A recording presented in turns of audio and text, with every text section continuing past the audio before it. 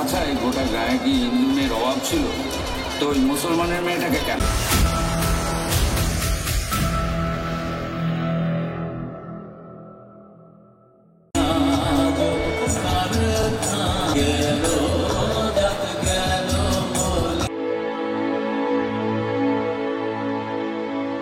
বছর 12 বছর 15 বছরেরও ছোট হতে পারে, তাকে আশ্রয় দেয় এবং সম্পূর্ণ অন্য চোখে তাকে দেখে।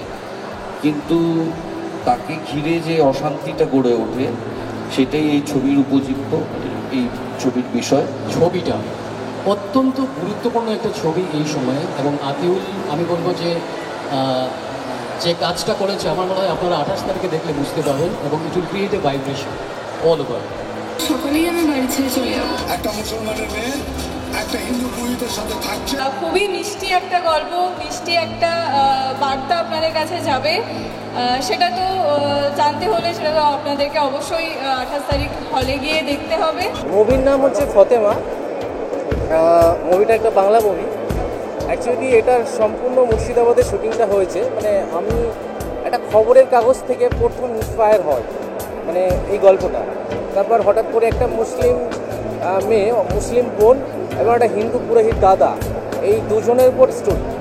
মানে এই টোটাল এই সমাজ তাদেরকে একঘরে করে দেয়, গোটা গ্রাম তাদেরকে একঘরে করে দেয়। তো এইরকম একটা স্টোরি। আশা করি ভালো লাগবে। 28 তারিখে রিলিজ।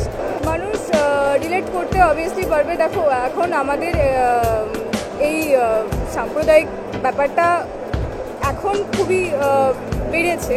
আমরা যখন ছোট ছিলাম তখন আমরা নিজেরাও জানতাম না আমরা টিফিন কার খাচ্ছি, কার সাথে ঘুরতে যাচ্ছি, কার সাথে উঠছি, কার সাথে বসছি।